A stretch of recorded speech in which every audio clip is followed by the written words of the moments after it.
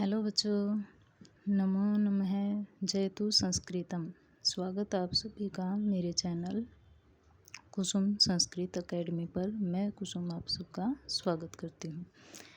तो चलिए आज हम जो है संज्ञा प्रकरण में से नदी संज्ञा वाला टॉपिक करेंगे। नदी संज्ञा। नदी संज्ञा होती क्या है, आज हम इसके बारे में जानेंगे। इसके लिए सूत्र है,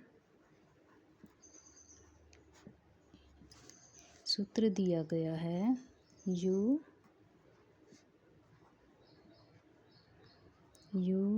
स्रक्यौ नदी।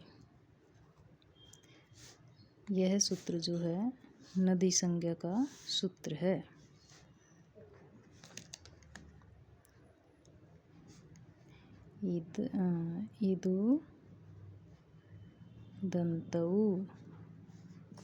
इदु दंतौ ये वार्तिक है इसका। इदु दंतौ नित्य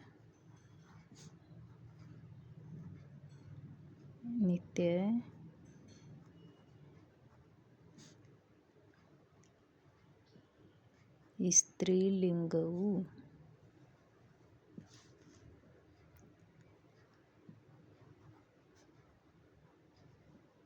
नदी संज्ञौ।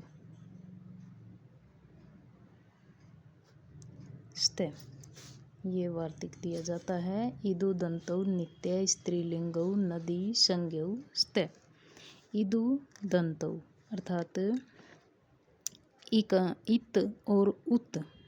इत अर्थात इकारांत और उत अर्थात उकारांत।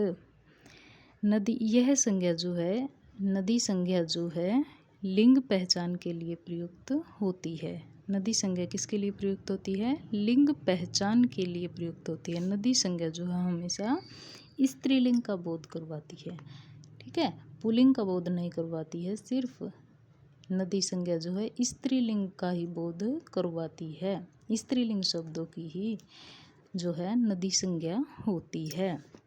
इत इकारांत और उत अर्थात उकारांत।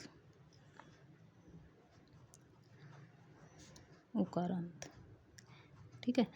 जिन शब्दों के बाद में इकारांत, इकार आए और उकारांत, जिन शब्दों के अंत में इकार आए और उकार आए उनकी नदी संज्ञा होती है।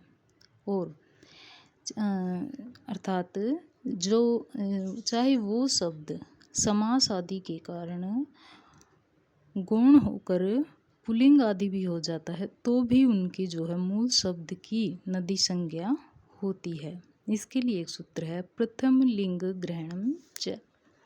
इसके लिए सूत्र दिया गया है प्रथम लिंग ग्रहणम च। यह सूत्र दिया जाता है, ठीक है, यह सूत्र दिया जाता हो। और इस सूत्र से प्रथम लिंग ग्रहणम च अर्थात जो मूल रूप होता है, अगर मूल रूप में कोई शब्द स्त्रीलिंग है तो उसकी नदी संज्ञा होगी, चाहे वह समास आदि के कारण गौण होकर पुल्लिंग ही क्यों न बन जाए, परंतु जो उसका मूल रूप होता है प्रथमा एक वचन के आधार पर उस शब्द की क्या होती है? नदी संज्ञा होती है।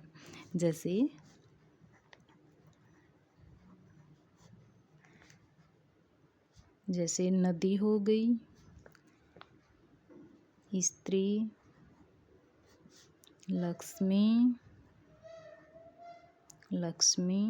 जननी, पार्वती,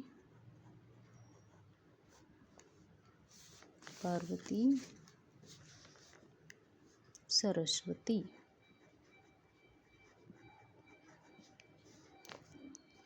ठीक है। चमू हो गए, उकारांत में चमू हो गया, वधु हो गया, ठीक है। दीर्घ इकारांत और दीर्घ उकारांत जो शब्द होते हैं उनकी नदी संज्ञा होती है। तो ये शब्द जो हैं इनका ये अपने मूल रूप में ये है दीर्घ इकारांत और दीर्घ उकारांत हैं, तो इनकी नदी संज्ञा होती है। और नदी संज्ञक जो शब्द होते हैं वो हमेशा स्त्रीलिंग होते हैं। स्त्रीलिंग शब्दों की ही जो है नित्य नदी संज्ञा होती है। आई होप ये सूत्र आपको समझ में आ गया होगा अच्छे से। तो कमेंट ज़रूर कीजिए अगर आपको समझ में आया तो। हम आगे के सूत्र करेंगे और भी सूत्रों संज्ञा सूत्रों के बारे में जानेंगे। धन्यवाद।